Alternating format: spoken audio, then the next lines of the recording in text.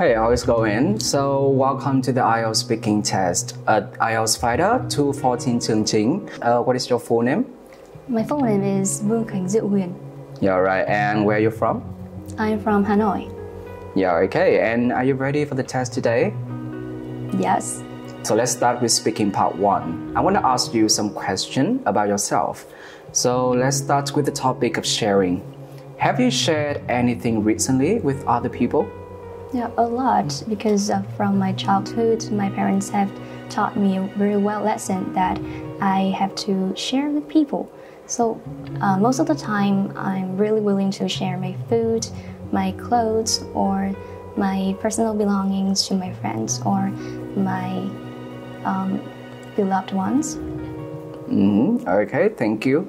So, did your parents teach you how to share when you were small? Yeah, as I've mentioned, they did. And it is also a really great feeling when I could do something good for the society or for the people around me. Yeah, all right, thank you. Okay, so besides food and personal belongings, what kind of other things that you want to share with other people? Well, when it comes to something that is not tangible, I would say emotions or the affections to other people around me. I want them to know that I love them a lot. And sometimes sharing our stories make us think that we are running the whole gamut of emotions and experiencing one story or one thing together at the same time and get to understand each other more. All right, very good. So now let's move on to the second topic, which is pen and pencil. So which one do you use more often, pen or pencil?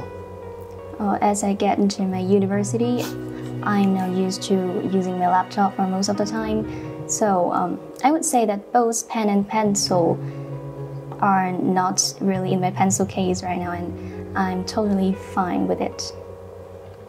So you are used to using your laptop more, right? Yeah. Yeah, all right. But if you have to choose, which one do you prefer, pen or pencil?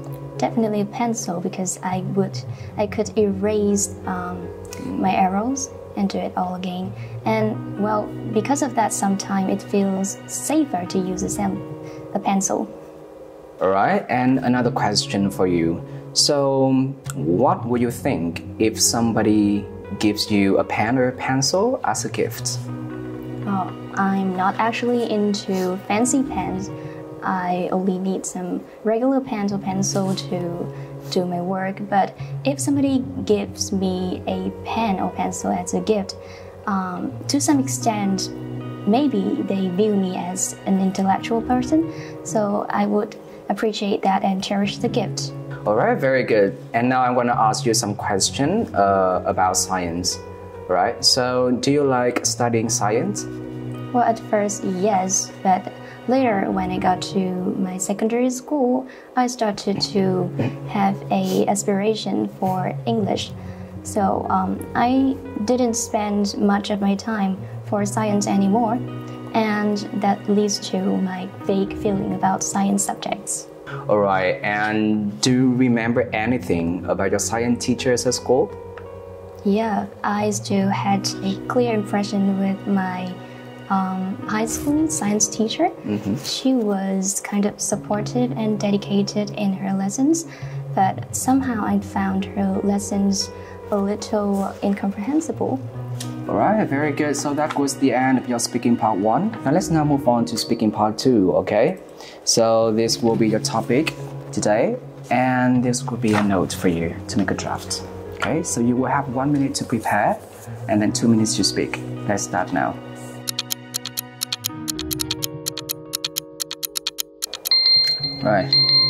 Right, thumbs up. Okay, and now you're gonna have 2 minutes to speak. Right, so let's start in 3, 2, and 1. Yeah, so I'm going to talk about the costume that I'm wearing today, this áo dài. Well, actually, this is not my belonging. I borrowed it from one of my friends just yesterday. And actually, she gave to me 3 costumes to choose, and I chose this one because I thought that it stood out with the patterns, really adorable, and also the accessories that go with it. When I tried it on, I later found out that it also covered my shortcomings on the body, and it is a perfect match to my style, a girlish style. And well, actually, although I'm just wearing it on my body, I already had an unforgettable memory with it. Because yesterday when I was ironing this costume, I burned it, and immediately I had to bought a new one to compensate for my friend, and at that moment I felt a little ashamed. But actually she said nothing about that, and she didn't find fault with me, just a little bit. So this proved my friendship. Well, it's surprising when clothes can prove friendship, but well, because that night was a freezing night when she brought me this costume, and I hope that my friendship will last for eternity. Yeah, all right. And that is the end of Just Speaking Part 2, and I will ask you some more questions, all right, about what you have just told me. Let's move on to Speaking Part 3. It's about products. Okay, so let's talk about the main products that are made in Vietnam, in your country. So what kinds of products are manufactured in your home country? Well, in Vietnam, it's hard to name just a few products because there are a myriad. For example, rice or shoes or coffee beans, something like that. Yeah, okay. And how important are they for the local or national economy? Well, actually, firstly, it generates a great number of job opportunities for the localities. Also, it pushes the GDP or the overall economy of the locals or the whole country up. And while it somehow creates a habit of buying domestic products for residents. Right, and as you mentioned GDP, you said that by manufacturing products, the economy can be pushed up, right? And why was that? Why is that? Well, it is said in one of my economic subjects that the economy will only go up when there is manufacture or there is production in the country. So, well, because the economy is measured itself by the production, it's clearly better to produce more in the country, not importing. I see. Okay. So is manufacturing more important in your home country now than it was in the past? Yes, definitely. Because after 1966, if my memory serves me right, well, Vietnam has been more and more open to trading with foreign countries. So, well, trading or business in general is more important, much more important. Much more important? Yeah, okay. All right, and what are the advantages of manufacturing consumer goods in your own country? The habits for the consumers to purchase products in their own country. So, well, thus they are not finding other brands in other countries, and well, that will formalize a brandship or flagship for the country, and so they will view the products within the nation more authentically than before. All right, okay, I agree. And in your opinion, have we become too obsessed nowadays with owning the latest products? Why and why not? Well, in general, yes. And a prime example should be named is iPhone. Actually, I don't understand too. I cannot perceive why people are so crazy about buying the newest and the biggest iPhone. For example, these iPhone 16 now, they had to buy the Pro Max type. And well, I think it's can be attributed to commercials when they couldn't stop advertising their products as the newest or the most innovative, so that on the spur of the moment, customers will desire to own that product, and that leads to excessive consuming. Yeah, you make it sound like a mental disorder. Do you think it's like some kind of illness that people have? Are they always perceiving what they are having right now as like out of date?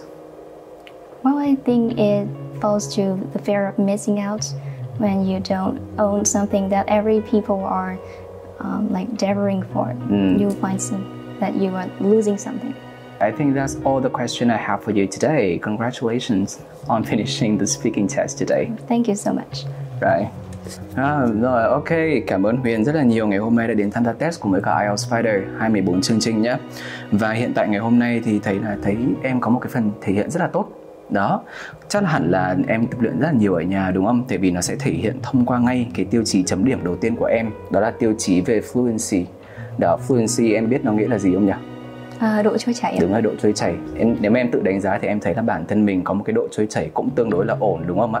Kể cả là ở những cái câu hỏi mình đánh giá ở những cái mức độ như thế nào, tức là ở những cái câu hỏi là em familiar này, tức là em cảm giác là em đã quen thuộc với nó rồi, kể cả trong tiếng Anh lẫn tiếng Việt, và cả những cái câu hỏi mà em cảm giác là em unfamiliar, tức là em thấy là mình không thực sự quen thuộc với trả lời những cái câu hỏi hay là những topic như thế. Thì để đánh giá tổng quan tất cả những topic như vậy thì thấy là kể cả là em gặp những chủ đề mà nó tính là thân thuộc này hoặc là không thân thuộc thì em đều có độ fluency rất là cao. Đó, nó chỉ bị kém hơn một chút ở những cái chủ đề mà em cảm thấy nó không thân thuộc bằng thôi. Nên là nhưng mà nhìn chung nha, thì em gần như là có thể sản sinh ngôn ngữ ở một cái tốc độ nhanh này, và em có thể sản sinh ngôn ngữ nó gọi là không mất quá nhiều công sức và không cần phải quá cố để mà em có thể sinh ra được cái lời nói của mình đó, hay là truyền tải được cái thông điệp mà mình muốn truyền tải cho ban giám khảo nghe, đúng không ạ? Vậy thì cái mức fluency của em ở đây kết hợp với cả là cái coherence nhé. Coherence ở đây nó là cái độ mạch lạc đó, liên kết ở trong cái lời nói của em. Thì thầy thấy hiện tại là bây giờ nó cũng rất là tốt. Thì thầy thấy điểm 8 đang là một điểm phù hợp với em ở fluency và coherence.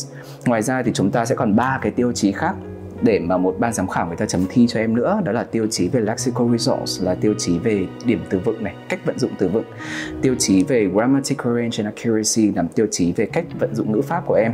Và cũng như là pronunciation, là cái mà luôn có đúng không ạ, về tiêu chí phát âm trong phần speaking. Vậy thì mình đã xong một tiêu chí về trôi chảy mạch lạc này. Mình đến tiêu chí số 2 là tiêu chí về cách vận dụng từ vựng. Thì thầy đang thấy hiện tại ở đây là em vận dụng từ vựng tương đối ở mức tự nhiên đó, và nó ở mức đa dạng nữa. Cái này không phải là cái vấn đề, đó chính là chúng ta dùng được nhiều từ cao cấp như ở từ C1, C2 nhé.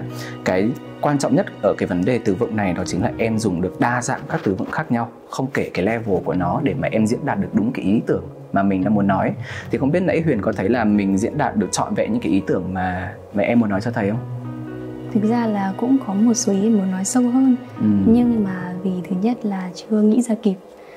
Cái lexical nó cũng chưa đến kịp cái đầu mình khi mình nói ra ấy. Cho nên là nó vẫn hạn chế ở một mức độ nào đấy.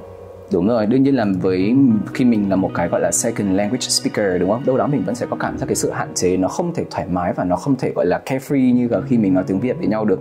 Nhưng mà tuy nhiên là em thể hiện được một cái sự rất là khôn khéo khi mà em vận dụng được những cái từ tiếng Anh này.